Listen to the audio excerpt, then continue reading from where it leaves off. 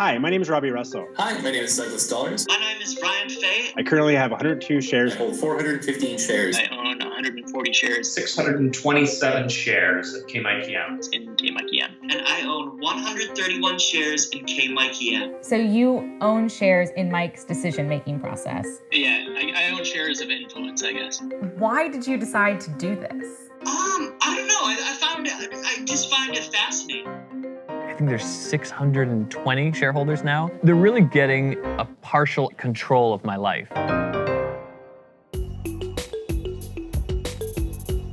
Mike began selling shares in 2008 when he created his corporate alter ego / website, KMikeyM, and allowed other people to vote on his life choices. The project is, on its face, so unsettling and bizarre, it's hard to tell what would motivate Mike to do something like this. Was it born from a genuine belief in the magical powers of the free market, or from some desire to be controlled? We visited Mike at his new home in LA to learn more about how this all works and why he keeps it up.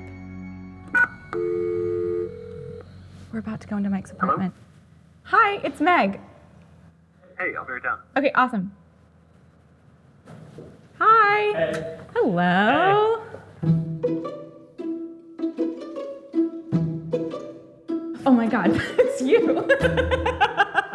Yeah. What is that terrifying cardboard cutout of you? I mean, it is that, yeah. I call it Flat Mike. So this was your most recent vote. Just all the costs of moving, I was like, okay, first major purchase, like I'm either gonna get a bed or I'm gonna get like a new computer and internet access and like actually be able to work from home. And I thought for sure, I was like, oh, this is gonna be a slam dunk. Like no one's gonna say like, oh yeah, get a bed. And then they did, so I had to wait on everything. Sometimes I'm just like, that's what this project is about, is like giving up that control and just like dealing with those consequences. What is KMikeyM? It's a great question. KMikeyM is a collective decision-making engine modeled after the stock market. So I put up a question to my shareholders and they vote based on and it's their vote times how many shares they have, and they help guide my life decisions.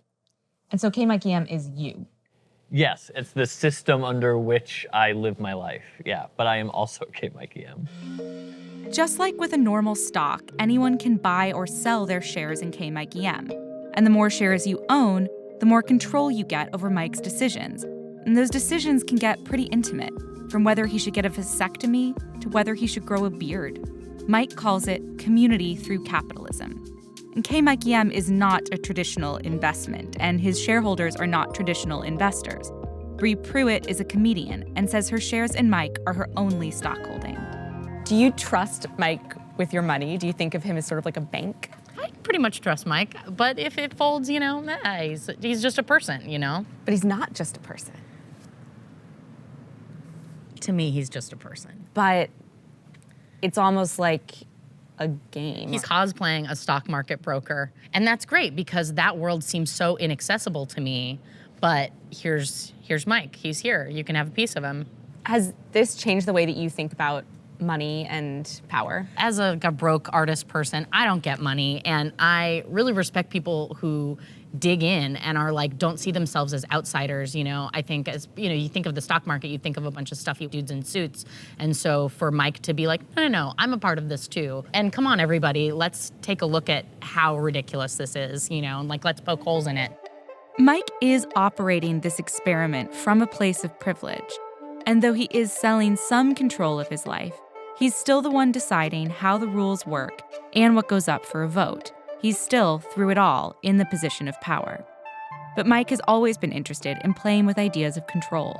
He grew up in Alaska and then joined the Army, where his subversive attitude wasn't a good fit for the military.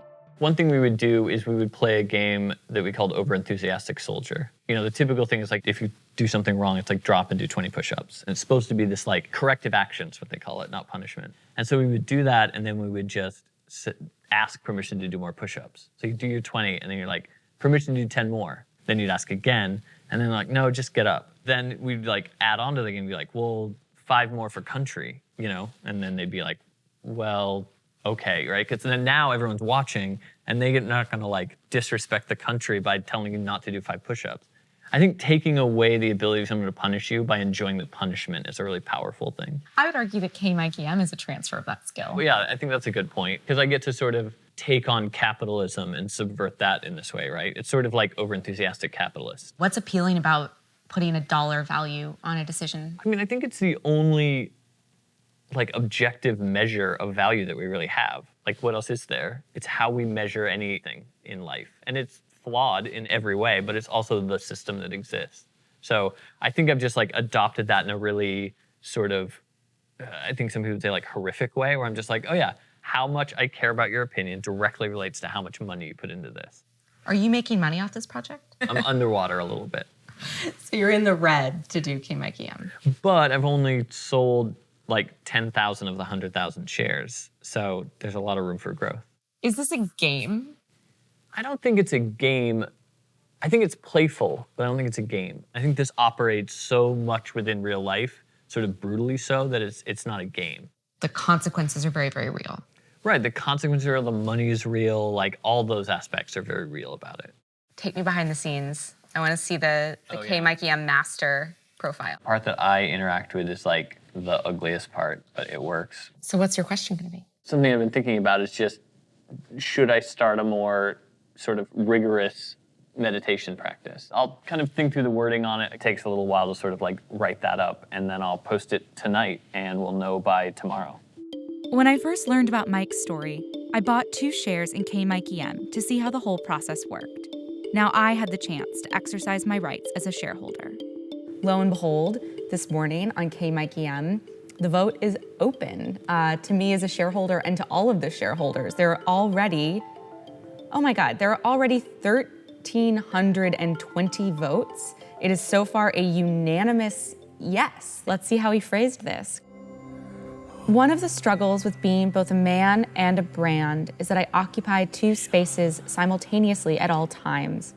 When those identities are in alignment, I'm at my most productive and profitable. However, there are moments when my basic human frailties as Mike Merrill threaten to overtake the idealized incarnation of KMikeyM. Breathe it out like an HA. I've decided the clear course of action should be a guided meditation practice with a qualified teacher. I believe that a formal training of the mind will lead to the recognition that my vulnerabilities are in fact strengths. Squeezing, scrunching, hold that breath. You can oppose capitalism, that's great. People do that to various levels of success, but why fight it was sort of my question. Like, why not just engage it all the way? Shanti, Shanti.